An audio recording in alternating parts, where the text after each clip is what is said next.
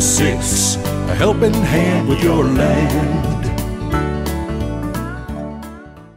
Neil from Essex here, out to do a little bit of backyard work with you today. One of the fun things is when you have a tractor-based YouTube channel is that all the projects that you need to get done at home become videos. So you're gonna come along with me here today and we're gonna do a little bit of work.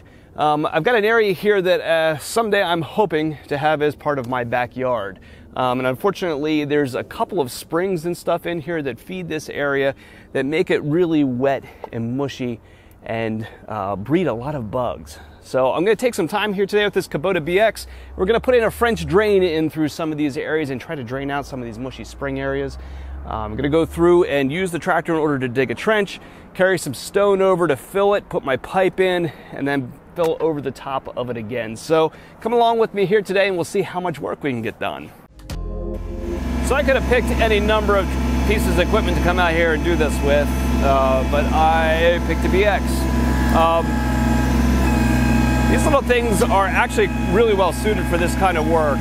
We will sell these periodically to guys who are like plumbing contractors, electrical contractors, and that kind of stuff who have light, shallow trenching work to do.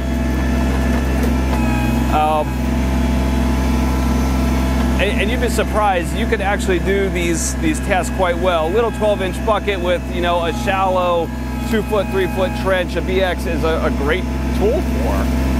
You know, we have a rental fleet full of equipment.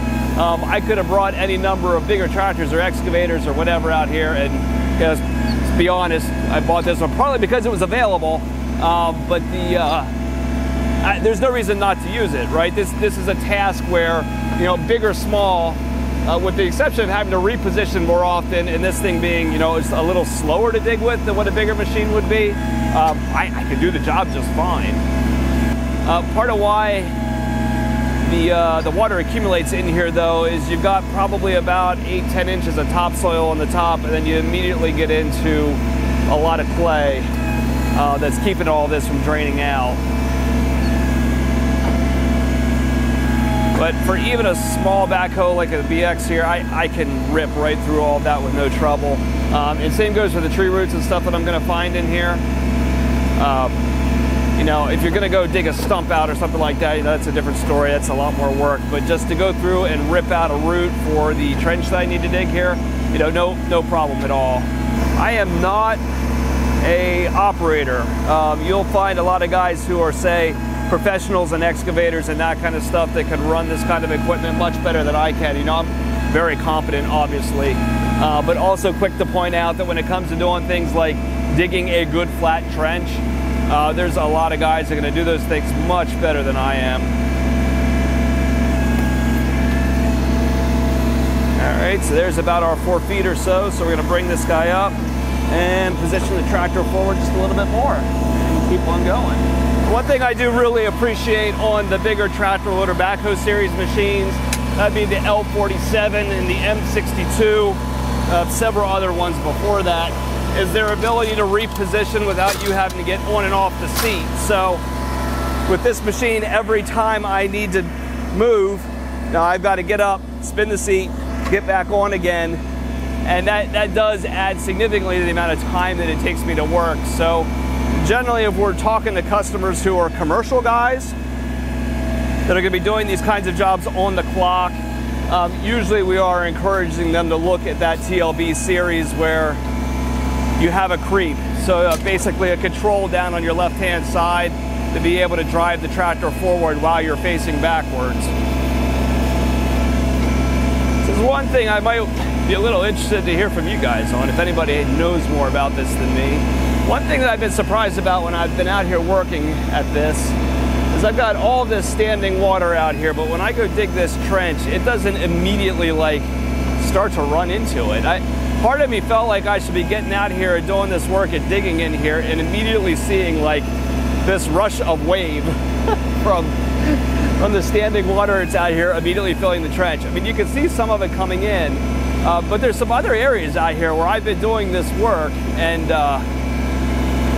even having standing water 2 feet away from the trench, and it just doesn't run into it and fill it up. So one of the other places where I've been working on this here I have gotten a little bit more work done and started to see some of the value from it draining the area out. But yeah, I've been surprised how unwilling the ground has been to dry out. I've done several videos on excavator digging technique. Just in summary, if you're coming to our channel here for the first time, this is really easy dirt to dig in, so it's hardly even worth talking about. But you get all your power from an excavator or a backhoe in your smallest pivot point, which would be your bucket, right? So if you're in hard ground and you want to get in here, what you want to do is use your boom in order to place the bucket where you want, and then curl the bucket shut in order to fill it with spoils. If you're digging a flat trench and you're really good, you're going to do this right here and use multiple functions to bring it back flat towards the machine to fill it up, and then use the boom to crane it up, and then deposit your spoils where you want them. You don't generally want to be digging with the boom. The boom and the dipper, just being that they're long, you know, like lifting with your arms, don't have the same amount of digging force as what just the bucket does. So what we're doing today is not rocket science. So the basic parts of a French drain are simply a shallow trench, a little bit of stone, some corrugated pipe to help carry the water away with a layer of stone on top, and then finally a layer of dirt. So you can see here, after a little bit of digging, I've got myself my shallow trench. So we're gonna run out here and pick up a couple bucketfuls of stone and lay a thin layer down the bottom. Unfortunately, one of the more common places that we see tractors get damaged is where material comes over the back of the bucket and dumps onto the tractor. You can see after coming up through this pile, I've got my bucket rolled to a point that if I continue to come up, the bucket's going to continue to pivot back towards the machine and ultimately dump some of that rock back onto the hood. So anytime you come out of a pile like this, it's always usually good to kind of resettle some of that material towards the front of the bucket and shake out the excess. And you never want to be traveling with a load, say, that high up where a little bit of jostling can cause it to come back over the bucket and onto the machine and onto you.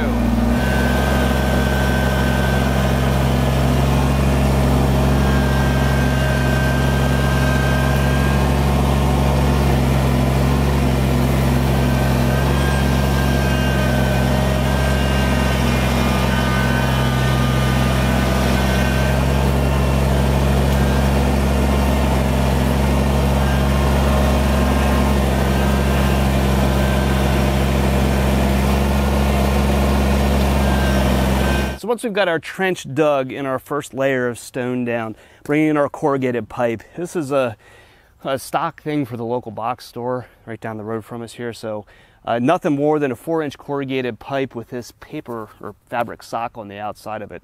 The sock wasn't actually any extra charge in the case of this.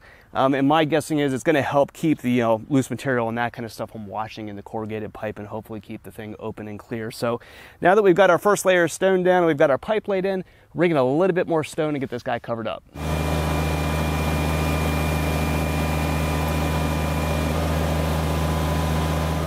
So as we follow along the steps here of our project, we have dug in our trench, brought in a small layer of stone, laid our pipe down the middle, brought in this thicker layer of stone over the top, and now to complete this, we need to finish this thing over. So on the left and the right hand side here, I've got some mounds, the spoils of where I had dug this trench out. So we're going to use the loader to push some of this dirt back over the top, and probably even use the backhoe to reach to the other side of the trench and pull some of this back in again and try to make it look like we've never been here. I am just wired to talk about tractor specifications and those kinds of things. This is how my brain works on this kind of stuff. You'll notice here as I reach across my trench, I can't go quite as far as what I want to. Something to keep in mind when you talk about backhoes and dig depth, right? So backhoes are generally specified in how deep they're going to dig. And a lot of guys will look at these things and say, well, I don't need to dig 6 feet, 7 feet, 8 feet, 9 feet deep. But you need to keep in mind that also that depth number tells you how much reach you're going to have away from the machine. So I wouldn't mind at this point if this little BX could reach a little bit further across this trench than where I'm at right now. Another 2 feet would go a long way to me being able to reach out and grab more of this pile and pull it back over top of my trench again. But with the limited reach that I have, I just can't quite get as far as what I want to. So some of this I'm gonna have to find a different way to approach. And a bigger backhoe would have made this job just a little bit more easier. Okay, as you get more flow,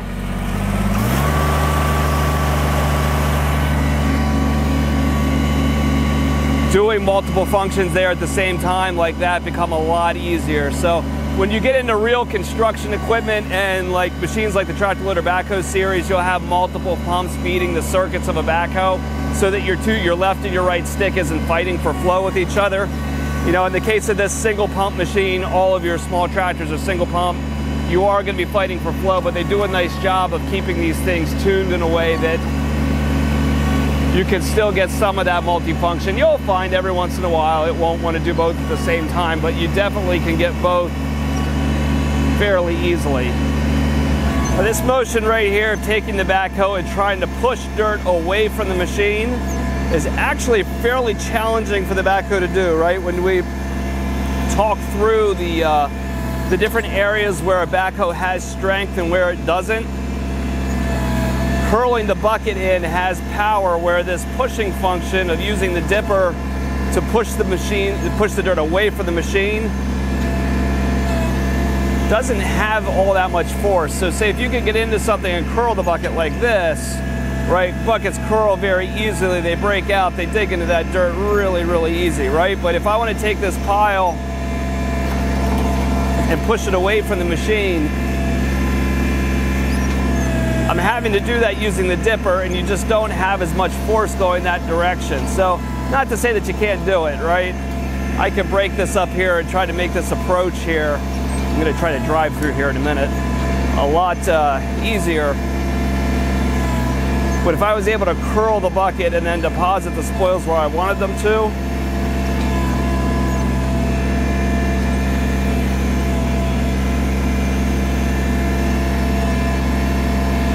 I'd be able to do it with a lot more power than having to try to use the teeth to slowly work in through the dirt.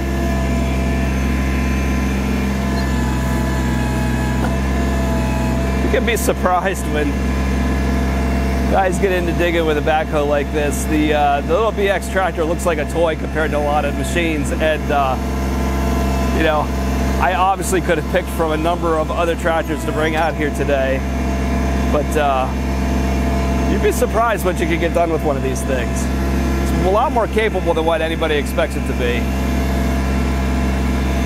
I've got more work to do. Ultimately, I plan on putting in about 4 or 5 of these basically 50-foot long French drains to try to just get some of the slop out of this area. So happy with the BX. I mean, obviously, like, I could have picked a lot of different pieces of equipment to bring out here today.